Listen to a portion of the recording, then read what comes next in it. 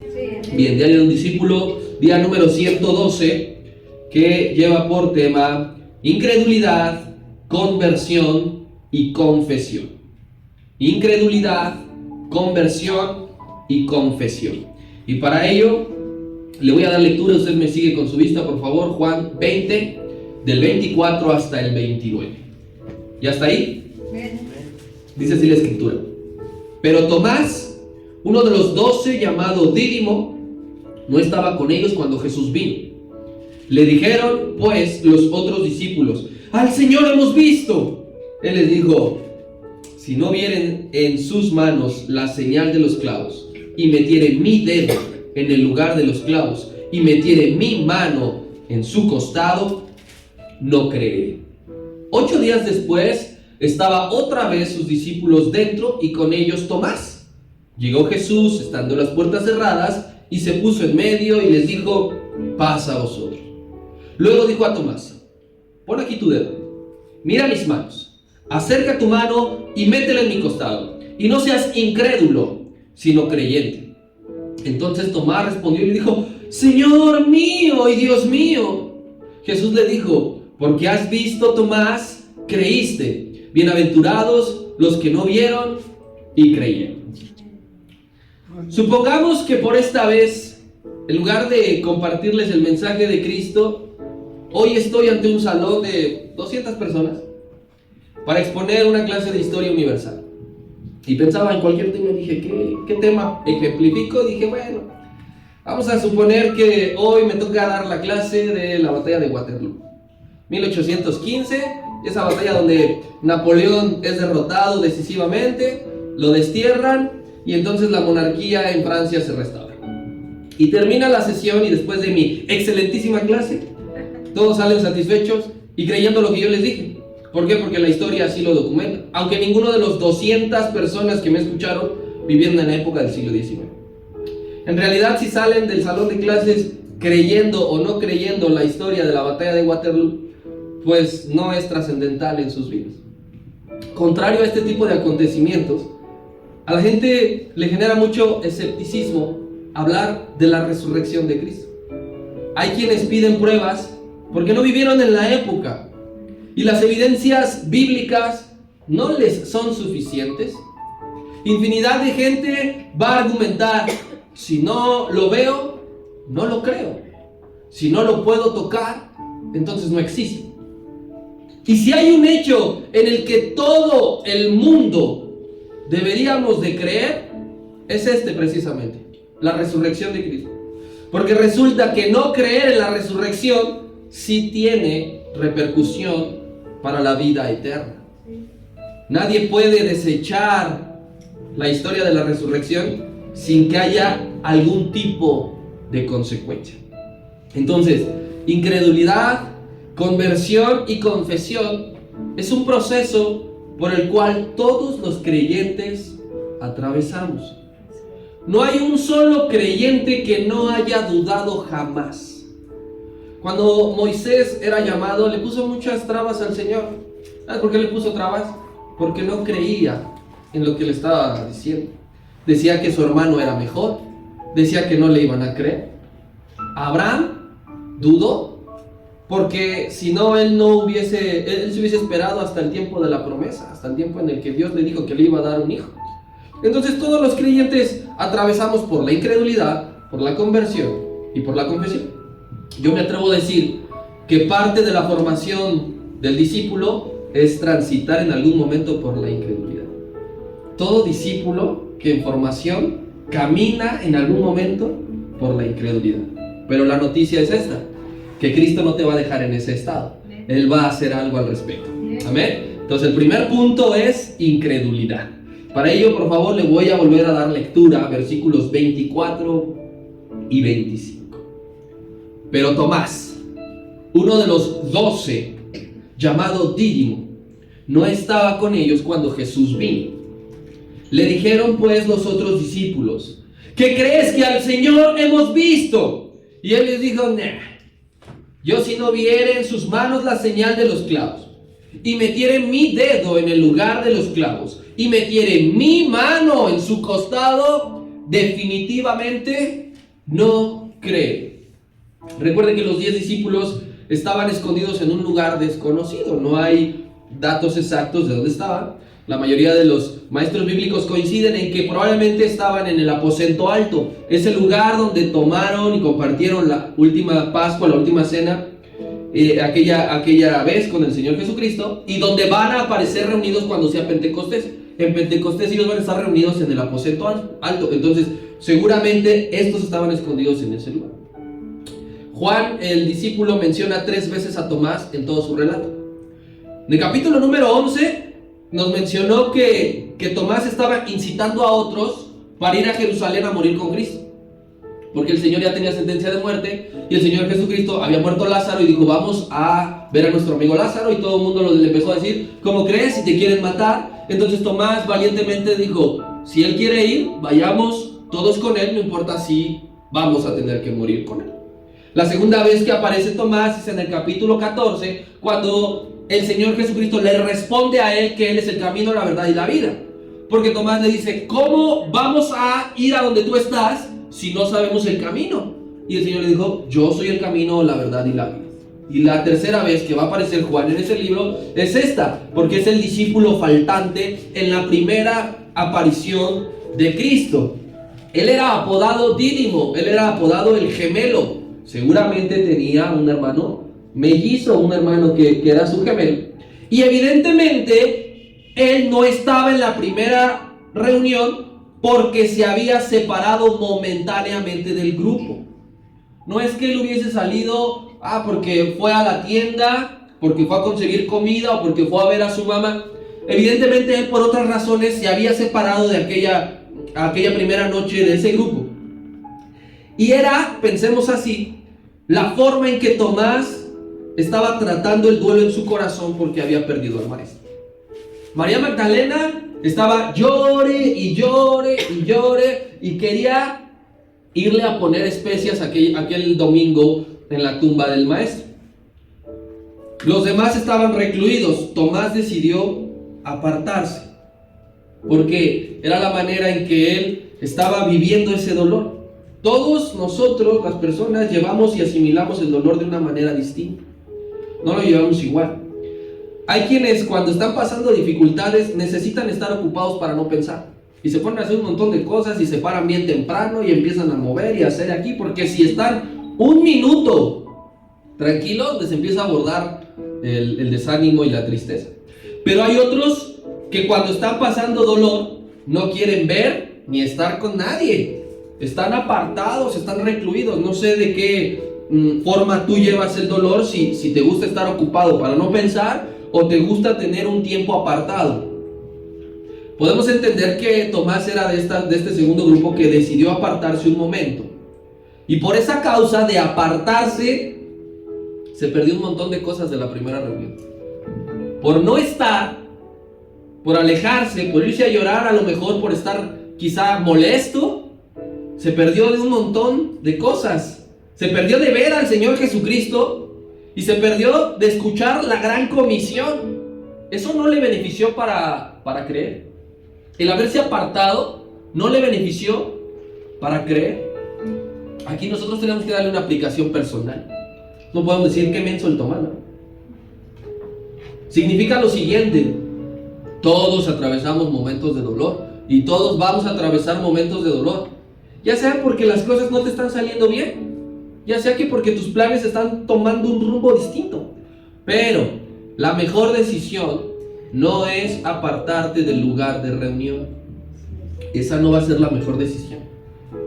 Si tú dices: es que no la estoy pasando bien, nos vemos cuando me sienta bien, la vas a regar. No es la manera más sabia de lidiar con el dolor. Tampoco lo es que cortes comunicación con los hermanos. A veces dejamos de ver a los hermanos y no sabemos ni por qué. Y se les intenta buscar, se les intenta preguntar y no hay respuesta. Y después de un tiempo las personas abandonaron el camino, volvieron atrás. No es que la iglesia no los haya buscado, no es que no se haya uno interesado por cómo están o qué les ha pasado. Simplemente ellos cortan comunicación, ellos dejan de asistir y entonces se pierden de muchas cosas. Entonces, cuando tú atravieses momentos de dolor, porque los vas a seguir atravesando, los vamos a seguir atravesando, un consejo: no te alejes. Sigue asistiendo a la congregación, por favor. Porque aquí en este lugar siempre van a pasar cosas que te van a edificar. Amén. Tomás dejó de venir y no le benefició en su fe porque se perdió de ver al maestro y se perdió de escuchar lo que tenían que hacer. Si nosotros dejamos de venir, nos vamos a perder todas las veces que Dios se manifiesta en este lugar. Por medio de la alabanza puede estar tu restauración. Por medio de la oración puede estar lo que tú necesitas. Por medio de la predicación Dios tiene preparado esa perla que tú vas a recibir. Pero si tú dices, falto porque no me siento bien, tú te lo pierdes. Dios ya lo ha dispuesto para dártelo. Pero somos nosotros quienes, es que estoy bien adolorido, es que estoy bien decepcionado, es que no quiero saber nada de nadie. Y bajo esa actitud, eres tú quien puso la barrera para no recibir lo que Dios quería darte. Él siempre se manifiesta aquí. No tengas duda de eso. Así que siempre que tú vengas, vas a decir, yo escuché, vi a Dios en esto, y en esto, y en esto. Nosotros tenemos 3 cultos en domingo, por ejemplo. Y yo no te voy a decir que, por ejemplo, las 3 predicaciones de principio a fin, pues te las vas a memorizar y te las vas a aprender. Pero Dios te va a hablar algo de las 3. Porque, pero tú debes estar bien listo, tú debes estar bien atento, tú debes estar procurando escuchar lo que Dios tiene y dices, esto era lo que necesitaba. Entonces, cuando llega Tomás, no estaba en la primera reunión, pero ese mismo día llega Tomás. Cristo el Señor ya no estaba físicamente. Se fue. No sabemos a dónde. No sabemos si desapareció de la misma manera que les apareció y ¿dónde está? No, pues está.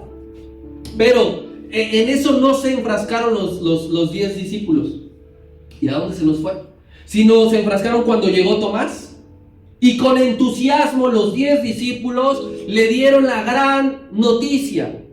Al Señor hemos visto, amigo. ¿Qué crees? Algo grande pasó aquí, que el Señor Jesucristo vino. Aquí estaba hace un momento. Comió con nosotros. Nos habló. Estuvo sentado aquí en medio, como siempre. Pero fue Tomás quien decidió ser incrédulo. Fue él. No es que ninguno no le haya comentado y compartido la noticia. Decir, pues no está, ni modo. ¿Para qué se lo pierda? ¿Para qué está de chillón y se aleja? Si no es él quien escuchó y fue incrédulo. Y una de las definiciones de incredulidad que a mí me gustó es terquedad para creer. ¿Sabes qué es alguien terco? Y no me mires a mí, por favor, yo sé que soy terco. ¿Sabes qué es algo terco? Terquedad para creer es no me importa lo que digas, no me importa cómo lo digas, no me importa cuántos lo digan, no creo. Así que no creo que solamente un discípulo se lo haya dicho. No creo que se lo hayan dicho únicamente una vez. Pon tú que cada discípulo se lo dijo una vez. Al menos 10 veces le dijeron, al Señor hemos visto, Él está vivo. Y él 10 veces dijo que no. Él dijo textualmente, si no lo compruebo por mí mismo, si no toco las evidencias, no voy a creer. Y esas son palabras bien duras. Que digan, no voy a creer. Que a pesar de que tú con esmero, con pasión, dedicación y amor le digas y le hables a una persona y que él te responda, ya deja de molestarme, no voy a creer, duele mucho. Es muy fuerte. No es algo que a veces tú digas, bueno, mañana lo vuelvo a intentar. Bueno, al rato regreso. O te hace llorar o te hace molestar. Porque es evidente para ti lo que tú crees y quieres transmitirlo de la misma manera y la otra persona pone una barrera diciendo, no te creo. Aquí hay algo. Ten cuidado qué piensas y qué hablas en esos momentos de duda. En esos momentos que estás dudando.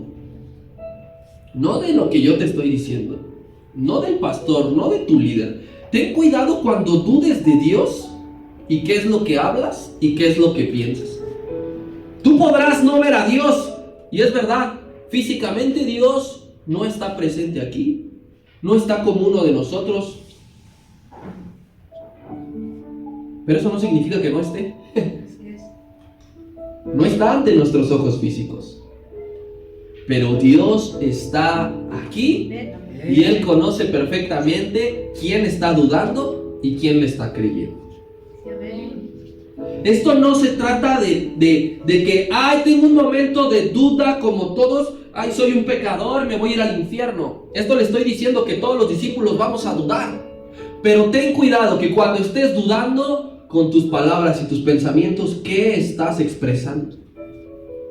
Porque aquí hay algo, mi hermano. No es una duda como la que nos enfrentamos con el mundo. Tomás no era ateo. No era una persona inconversa. No era una persona que renegara de Dios. Tomás no dudaba de la existencia de Dios. Tomás era discípulo. Tomás predicaba. Tomás oraba por la gente. Tomás imponía las manos sobre los enfermos. Él no era ateo. Más bien tenía una decepción sentimental hacia con Dios. Lo que muchos nosotros sentimos a veces. Rencor hacia Dios, enojo para con Dios. Hemos pensado que nos enojamos con Dios. Eso tenía Tomás. Estaba decepcionado. Tomás conocía a Cristo y ya lo había concebido y ya le había creído como el Mesías prometido y anunciado. Pero cuando muere el maestro, algo ocurre internamente en Tomás. Algo le pasa. Porque a lo mejor creía que era inmortal. A lo mejor dijo, pues todo lo que nos dijo entonces fueron puras patrañas. Todo lo que vimos que hacía, ¿cómo que se dejó matar? ¿Cómo que se dejó atrapar? ¿Cómo que no se defendió en el tribunal? Y entonces él estaba decepcionado y lastimado.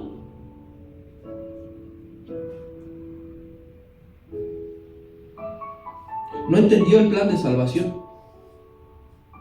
A pesar de que el maestro lo dijo una y otra vez y de forma bien clara. Es necesario que me acontezca esto, que muera en manos de pecadores, pero voy a resucitar al tercer día. Tomás no entendió el plan de salvación. Y eso, no entender el plan de salvación, lo sumió en la incredulidad. No entender el plan de salvación lo sumió en la incredulidad. Aún sabiendo que eso iba a acontecer, no creyó. Así que esto va para nosotros. No entender la voluntad de Dios es alimento de la incredulidad. Si tú no entiendes lo que Dios quiere para ti, todo el tiempo vas a estar dudando de Dios.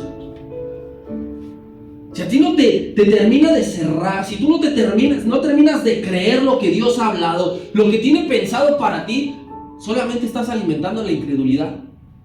Tú tienes que estar fe ciega a la voluntad de Dios. A que todo lo que acontece en tu vida es porque Dios lo ha permitido. Que si te enfermas, que si te corren del trabajo, que si un hijo se pone rebelde, que si la situación no va muy bien que digamos, que si todo ha subido de precio, que si ya no alcanza para muchas cosas, y todo eso no lo entendemos, únicamente vamos a estar dudando y dudando y dudando y no creyendo y no creyendo. Por eso es muy importante, hermano, que tú entiendas qué quiere Dios para ti. ¿Qué requiere, qué demanda Dios de ti? Porque cuando tú estás seguro de lo que Dios pide de ti, la incredulidad te va a hacer los mandados. Pero cuando estamos sin entender, cuando estamos indecisos, cuando estamos tambaleantes, somos presa fácil de la incredulidad.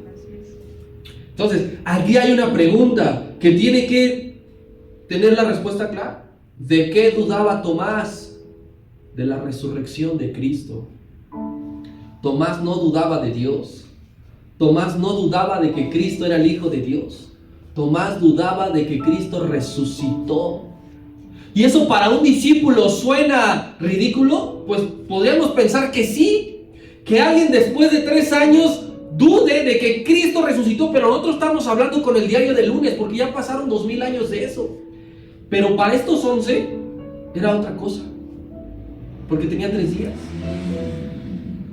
Tenía 3 días. Y yo no sé si nosotros, en el lugar de Tomás, igual hubiésemos dudado. Entonces le caemos encima a Tomás y decimos: ¡ay, eres un menso! Por supuesto que no. Algunos somos tardos para creer. Algunos tardamos más en creer que otros. A algunos nos cuesta creer más que a otros. Tú ves que otro se entrega, tú ves que a otro le da resultados esto, tú ves que le va bien, tú ves que a pesar de lo que está viviendo siempre tiene un corazón gozoso, siempre está dispuesto, porque ha creído, porque ha entendido la voluntad de Dios. Y a otros nos cuesta un poco más de trabajo. Además de que Tomás no fue el único que dudó. Se nos olvida, pero la palabra dice que todos los discípulos dudaron. Esta misma escena. Y no rechazaron a Tomás por dudar, porque los otros discípulos también habían dudado. Dice el Señor en otro evangelio que cuando los vio les reprochó su incredulidad. ¿Tú sabes lo que es un reproche? Has hecho un reproche y te han hecho un reproche. Entonces, ese es el término correcto. El Señor les reprochó su incredulidad. Cuando en alguna ocasión el Señor había dejado a sus discípulos en una práctica de campo sencilla, liberar a un endemoniado. Sencilla, algo sencillo, ¿no? Y se hartó el papá del endemoniado, porque el niño se seguía revolcando en el piso y sacando espuma. Hasta que ve a lo lejos al Señor y va el papá y dice: estos no pueden sacar al demonio. No, pues ¿qué hace? ¿Qué tiene? No, pues algo bien sencillo. A veces lo echa al fuego, a veces lo quiere ahogar. Cosa simple. Y va y lo expulsa al demonio, y aparte, terminando esa liberación, le dice a los discípulos: generación incrédula. Una de las luchas del cristianismo no nada más es con la debilidad de todo tipo, no es nada más contra un vicio, contra algo que nos cuesta trabajo. Una de las luchas del cristiano es contra la incredulidad, y no es una lucha fácil. Y no vengamos a hacernos los sorprendidos de decir: ay, ¿cómo crees? ¿De verdad? Yo he dudado. Habrá tiempos donde la duda te va a atacar. Depende de ti si te va a vencer, así como dependía de Tomás. Pero habrá tiempos donde la incredulidad va a venir. Hay momentos en los que tú y yo estamos pero fortísimos en la fe. Vaya, que nos traigan a María Magdalena antes de ser libertada 7 demonios. Aquí ahorita yo me la atiendo. Pero hay momentos en los que dudamos de que vamos a amanecer el día de mañana, de qué vamos a comer mañana. La enseñanza es esta, mi hermano. Tomando en cuenta que Tomás creía en Cristo, no basta en nosotros reconocer teológicamente a Dios. No es suficiente con que tú y yo sepamos que Dios existe, porque nunca dudaremos de que Dios existe. Nuestra lucha va a ser otra. ¿Cuántos hemos pensado: ¿de verdad está Dios conmigo? Esa es lucha contra la incredulidad. Esa. No estás dudando de que Dios existe, estás dudando si Dios está contigo. ¿Cuántos hemos dudado si Dios nos escucha? Oramos, nos duele hasta las rodillas a veces estar orando. Y decimos: bueno, pues parece que Dios no está. Parece que Dios me ha abandonado. ¿Cuántos hemos dicho: ¿de verdad se va a cumplir esto que me prometiste? Ya pasaron un montón de años. Otros que llevan menos tiempo, lo he visto que se les has dado. ¿Y a mí? Hemos llegado a dudar si Dios nos ama. por momentos, y ya siendo discípulos, y ya sirviendo, y ya teniendo conocimiento amplio de Dios, hemos llegado a dudar. Pero aquí voy a decir algo para que nos ayude a luchar contra esto fuertemente. La incredulidad de sus hijos lastima el corazón de Dios. Cuando tú dudas de Dios, no creas que Él sonríe. A Él le duele en el corazón. Él no está contento de que digamos, si no pasa esto el día de mañana, yo ya no voy a creer. Me voy a apartar y entonces a ver qué va a pasar. Usted y yo, iglesia, como discípulos, tenemos que creer sin ver. De ese tamaño es la demanda. De ese tamaño es el reto. Usted y yo venimos aquí un montón de veces sin ver realizadas nuestras oraciones, pero seguimos creyendo. Esta siguiente cita tiene que estar subrayada en su Biblia, tatuada en su corazón, memorizada en su mente. Segunda carta a los Corintios, capítulo 5, versículo 7. Segunda carta a los Corintios, capítulo 5, versículo 7. No lo vaya a olvidar nunca. Dice la Escritura: porque por fe andamos y no por vista. Y no por vista. Nosotros no vemos físicamente que Dios está a nuestro lado. Nosotros no vemos físicamente a Dios para que nos abrace, nos dé un beso en la frente y nos diga te amo. Pero eso no es motivo para no andarlo creyendo en la vida, ni caminar sin fe. Tú te levantas todos los días y pasa lo que te pase, debes de creer que Dios está allí contigo. La persona que no le cree a Dios, le pone condiciones. ¿Quieres que te crea? Entonces esto. Que pase esto. Que mi mamá sane. Si tú eres Dios, que ocurra esto. Si tú le crees a Dios, no le pongas condiciones. Dile, yo estoy aquí para ti. No sé qué va a pasar. No sé qué va a hacer de mí. Y no con eso la situación va a mejorar, te lo aseguro. Pero es un paso de fe enorme. Ese fue el punto número 1 del proceso, incredulidad. Punto número 2, conversión. Regresa a Juan, por favor. Juan 20. Versículo 26 y 27. 8 días después, estaban otra vez sus discípulos dentro, y con ellos Tomás. Llegó Jesús, estando las puertas cerradas, y se puso en medio y les dijo: paz a vosotros. Luego dijo a Tomás: ven chiquito, pon aquí tu dedo, mira mis manos, acerca tu mano, métela en mi costado, y una cosa más, no seas incrédulo, sino creyente. Usted y yo necesitamos este tipo de conversión. Necesitamos este tipo de palabras. Necesitamos este tipo de tono.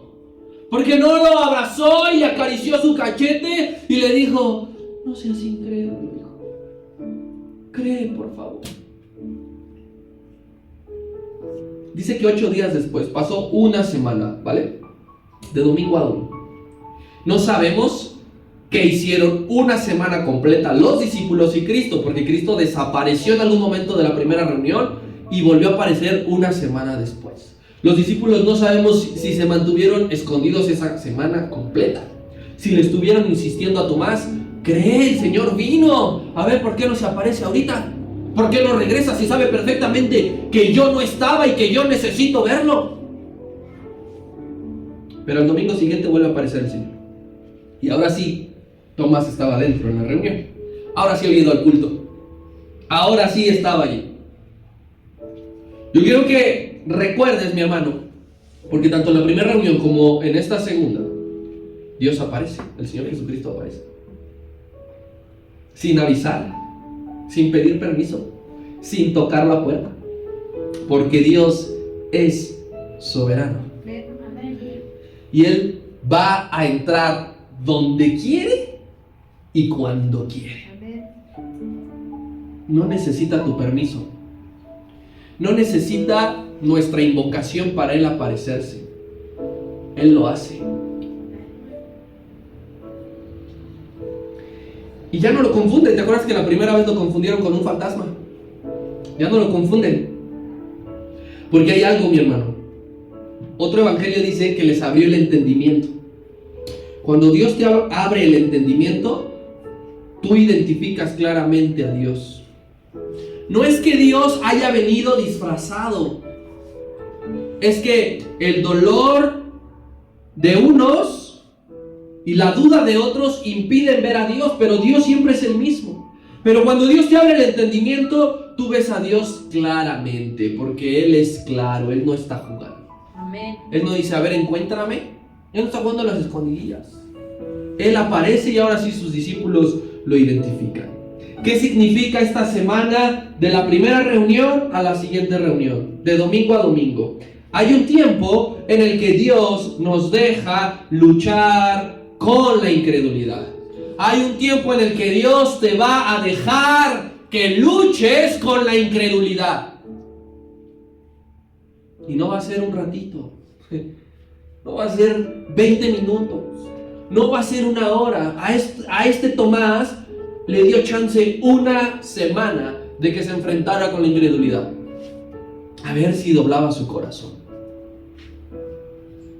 Pero cuando Dios permite que te enfrentes a la incredulidad, que luches contra la incredulidad, no es para que te alejes, no es para que te apartes, porque Dios quiere que creas. Dios quiere que creas en Él, que esperes en sus promesas, que te afirmes, que te des cuenta. Eso es lo que quiere Dios. Dios quiere convertir tu corazón. Quiere convertir tu corazón, y para convertirlo, Dios siempre tiene un plan. Tenía un plan para Tomás, reservado exclusivamente para él. ¡Qué privilegio que Dios trate contigo! Que no te deje muerto en la incredulidad. Dios tiene un plan para ti, para ti, para ti, para ti, para ti, para ti, para mí. No fue casualidad, hermanos, que Tomás no estuviera en la primera reunión. No fue casualidad, no llegó el Señor y ¿dónde está Tomás? No, pues no está, pues ni modo. No fue casualidad que Tomás sí estuviera en la segunda reunión. Porque Dios todo lo sabe. Y Él arma las piezas específicamente para que se cumpla su voluntad. Tomás no debía estar en la primera reunión y Tomás sí debía estar en la segunda reunión. A veces te preguntas, no voy a este día a la iglesia porque se me pasó esto, porque se me atravesó esto, porque aquí, porque allá. No te preocupes. Dios ha decidido que así pasara. Por algo. Por algo, porque ese domingo que no viniste dieron una palabra de la cual tú no estás listo para recibir. Porque Dios sigue tratando en esa área de la que hablaron, por ejemplo. No sé, Dios tiene muchas maneras y muchas formas. Y cuando se aparece el Señor por tercera vez, de manera general, dirige el saludo de paz. Paz a vosotros. 3 veces. 2 la primera reunión y 1 a todos los discípulos. Paz a ustedes. Vamos a pensar un poquito en Tomás cuando aparece el Señor y cuando lo escucha hablar. ¿Qué sintió Tomás? ¿Qué pensó Tomás? Ya la regué. Porque estos me estaban diciendo la verdad. Tenía que haber creído. Y después de que el Señor da el saludo general, paz a vosotros, va de forma individual con Tomás. A ningún otro le dijo otra cosa, no está registrado. Va directamente con Tomás. Y fuertemente Cristo le confronta su incredulidad. Le confronta su incredulidad. Todos aquí hemos sido confrontados por Dios. Amén. Un montón de veces. Cuando dudamos de algo, Dios nos tiene que confrontar. Esa es la única manera y la única solución: confrontar. No esperes que sobándote el lomito y dándote una palmadita en la espalda la situación cambie. Él tiene que confrontarnos nuestra vida. Él tiene que decirnos las cosas tal cual se llaman. Porque si nosotros nos atrevimos a dudar de Dios, es justo que Él nos responda de la misma manera. O cuando le estaba haciendo las preguntas a Job, ¿habrá sido en buena manera? ¿Con un tono suave? Le dijo, ahora te callas y me va a hablar y me va a preguntarte. Eso sucede. Obviamente no de una manera agresiva, diciéndole, a ver si muy gallito, a ver si muy chico, ya estoy aquí. ¿Por qué lo confronta? Porque le enseñó algo. En cada confrontación de Dios, Él te va a enseñar algo. Ese es el propósito de la confrontación. Y aquí hay algo majestuoso, porque Cristo le repite exactamente sus mismas palabras a Tomás. Fíjate, versículo 25, después de los 2 puntos. Si no viere en sus manos la señal de los clavos, metiere mi dedo en el lugar de los clavos y metiere mi mano en su costado, no creeré. Eso dijo Tomás. Y mira lo que le responde el Señor, versículo 27. Pon aquí tu dedo, ¿dónde? En la señal de los clavos. Métela, ¿sí? Acerca tu mano y también métela a mi costado. Lo que se le ocurrió decir a Tomás fue lo que el Señor le está contestando, no le fue por ninguna otra cosa. Y esto a nosotros nos dice que Dios todo lo ve y todo lo escucha. Aunque tú y yo no lo veamos con nuestros ojos, Él nos está escuchando ahora. El salmista decía, tú conoces lo que voy a decir antes de que lo hable. Así que todo lo que hables, todo lo que hablemos, todo lo que pensemos, Dios nos hará frente a ello. ¿Por qué dijiste esto? ¿Qué le decía a los fariseos? No tenían ni qué hablar. Decía, ¿por qué cabildan en sus corazones? Esto a nosotros nos debe preocupar muchísimo. Muchísimo. Porque Dios sabe lo que estamos pensando. Aquí dice la Escritura, cabe perfectamente este versículo, de que nosotros daremos cuenta de cada palabra ociosa que digamos. Todo aquello que decimos en el aburrimiento y pensamos. Todo aquello que decimos y pensamos en la debilidad. Piensas que nadie nos ve y Dios nos va a preguntar, ¿por qué pensaste esto? ¿Qué querías lograr? ¿Qué pretendías? Así que aquí la recomendación se resume a una palabra: cuidémonos. Cuidemos lo que hablamos. Cuidemos lo que pensamos. Dios, hermano, no teme tratar con incrédulos. A Él no le da miedo. Cuando uno recién va esforzándose, interesándose en las Escrituras, y te topas en la escuela con un profesor que es filósofo, te da miedo luego entrar a su clase porque dices, me va a empezar a decir, yo no sé ni qué contestar. A Dios no le da miedo enfrentarse con los incrédulos. Él tiene métodos efectivos para convertir los corazones. Porque nuevamente lo que Él quiere es que creamos. Dios quiere que todos saliendo de aquí salgamos creyendo. Y aquí nos pasa a nosotros algo muy similar a Tomás, hermano.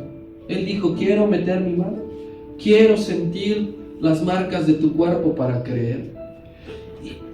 Nosotros no hacemos eso, pero muchas veces cuando nos disponemos a leer las Escrituras, llegamos a decir, si tú eres Dios, quiero abrir la palabra y quiero que me hables.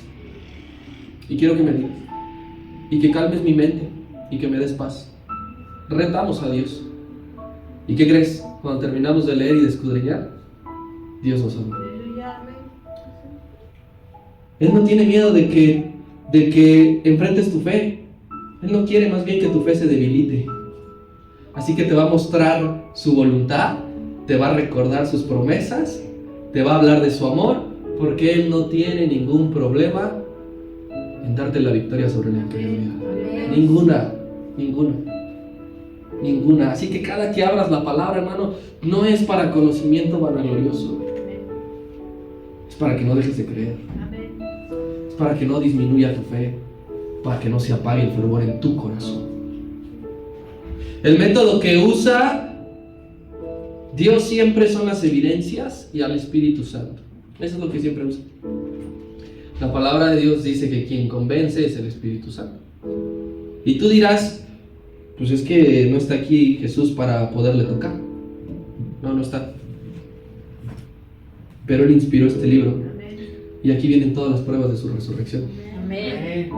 Así que no necesitas tocarle. Necesitas leer este libro para creer las evidencias. Aquí vienen las pruebas de que Él es todopoderoso. Aquí vienen las pruebas de que Dios nos ama. Aquí vienen las pruebas de que le veremos algún día. Amén, gloria a Dios.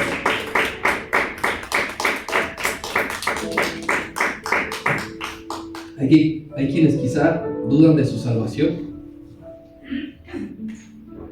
Dudar de tu salvación. Así que si tú eres uno de esos, el Señor nos dice a todos esta noche, no seas incrédulo, sino creyente. Esa frase es para todos nosotros, no solamente para Tomás, porque todos nosotros hemos dicho aquí, no creeré si no pasa esto. Así que el Señor tiene que contestarnos con la misma, siendo tajante de la misma manera, diciéndonos, no sea embajadores de Cristo a las naciones incrédula, seamos creyentes. Por más difícil que sea, seamos creyentes. Primera carta a los Corintios, capítulo 16, verso 13.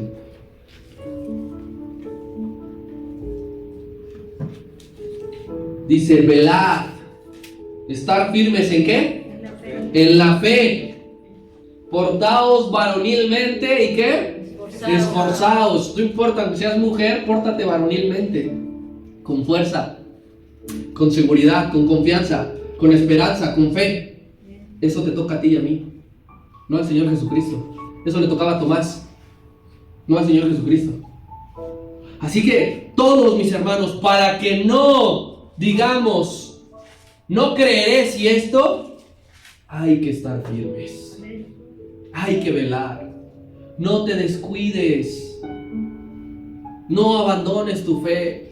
No tengas exceso de confianza. Porque cuando menos te des cuenta, puedes estar dudando. Te puedes estar enfrentando a una lucha que es verdaderamente salvaje. Y tercer punto. Ya vimos, número 1, incredulidad. Número 2, conversión. Tercer punto, confesión. Y para ello leemos versos 28 y 29. Entonces Tomás respondió y dijo, Señor mío, Dios mío. Jesús le dijo, porque me has visto, Tomás, creíste, pillín. Bienaventurados los que no vieron y creyeron. Amén. La del versículo 28 puede ser una de las confesiones más hermosas de toda la Biblia. ¡Qué bonito sueña! Decirle, Señor mío y Dios mío. En el Antiguo Testamento, hermano, el nombre de Dios, el nombre de Jehová, aparece aproximadamente 7,000 veces.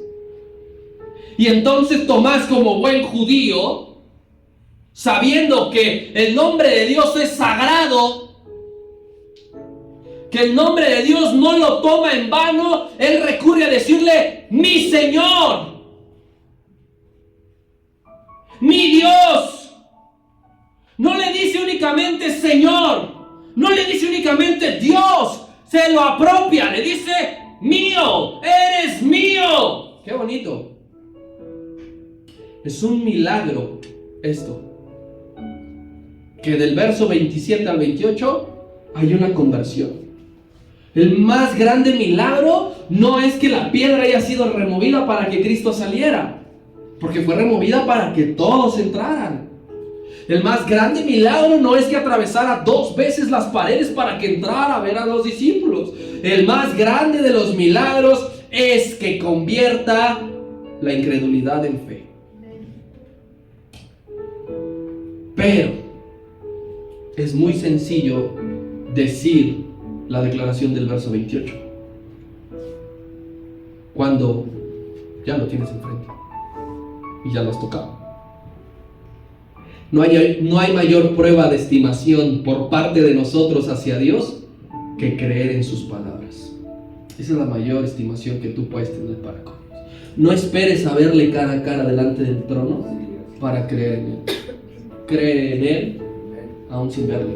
Amén. Cree en Él aún sin el cumplimiento todavía y la consumación de todas sus promesas. Esa es la mayor estimación. Y te van a decir, el mundo te va a decir: loco, ¿por qué crees en alguien a quien no ves? ¿Por qué crees en algo que todavía no sucede? Porque amo a Dios. Porque Él es fiel. Porque Él nunca me ha fallado. La fe verdadera, hermano, es la que da crédito a las palabras sin verse concretadas aún. Esa es la fe verdadera.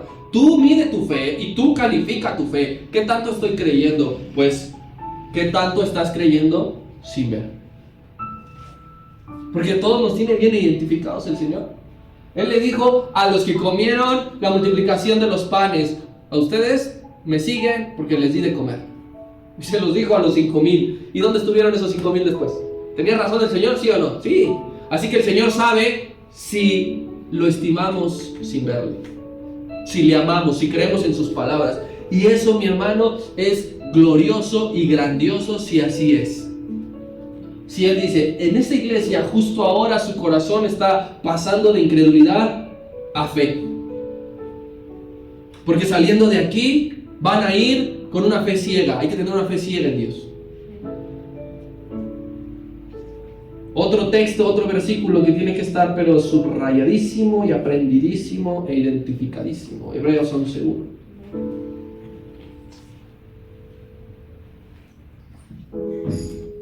Es, pues, la fe, la certeza de lo que se espera y sobre todo la última parte, la convicción de lo que ¿qué? No se ve. Tú estás convencido de que algo va a suceder sin verlo. Eso es fe. Tú y yo debemos de estar convencidos que en la eternidad estaremos con Dios. Él no necesita darnos una prueba, un adelanto, una visión nocturna, un sueño cuando estés dormido, para que tú te levantes y digas: sí es cierto. Lo que tú tienes que hacer es creer lo que está aquí escrito. Lo esperamos, estamos convencidos, aunque no lo hemos visto. El versículo 28 es una victoria, porque Cristo siempre vence cuando ha decidido salvar a alguien. Él dijo: no voy a dejar perder a Tomás. Me le voy a aparecer y le voy a hablar y le va a decir. Y Tomás fue salvo. Ninguno se le perdió, ni en incredulidad, ni en temor, ni en enfermedad, ni en cobardía, ni en nada. Ninguno. Ninguno, porque cuando Dios ha determinado salvarte, ni la fuerza del infierno puede arrebatarnos de su mano. Ni todo el poder concentrado del enemigo podrá hacerte frente. ¿Sabe por qué? No por ti, no por mí, sino porque Él dijo, este es mío. A este yo lo he comprado y por este yo pagué. Sí le cuesta trabajo, sí ha tenido sus luchas, sus caídas, sus tropiezos, pero este es mío. Dice la Escritura, mío eres tú. Yo te redimí y te puse nombre. Tomás, aquí esta historia está como ejemplo de que el Señor Jesucristo vence la incredulidad. Ya venció el temor, ahora vence la incredulidad. Nadie le puede hacer frente al Señor. Y será la última vez que sepamos algo de Tomás en toda la Biblia. Poco a poco irán desapareciendo personajes, pero lo más importante es que el Señor Jesucristo aparece y hoy a todos nosotros nos rompe el límite que le hemos puesto a Dios a veces. La barrera. Pasa, por favor. Y como último, verso 29, porque me has visto, Tomás, creíste, le da el dictamen. Le da la resolución. No le está preguntando, porque me has visto, creíste. Le está diciendo, porque me has visto, creíste, condenadote. Pero mira, te lo voy a enseñar y te lo voy a decir así. Bienaventurados todos los que no vieron y creyeron. Y allí nos está mencionando a nosotros. Porque yo estoy seguro que creemos sin verle. Estoy seguro que todos los de aquí esperamos. Así que nos está bendiciendo el mismo Señor Jesucristo. Y no tenemos una motivación más grande. No la hay. No hay un mayor impulso que el Señor me bendijo por creer sin verle. Y esta bienaventuranza, el ser dichoso, es para que sigas creyendo hasta el día que le veamos cara a cara. No es de aquí al domingo, no es de aquí a que termine el 2024, es de aquí hasta el final. Así que cada que tú te sientas débil, cada que tú te sientas tembloroso, cada que tú sientas que estás a punto de mirar hacia atrás habiendo tomado el arado, recuerda este versículo. Él lo dijo, bienaventurado eres, porque creíste sin ver. Algo que no muchos pueden hacer. Lo que tú haces, muchos no lo pueden hacer. Tú y yo somos bienaventurados por creer y por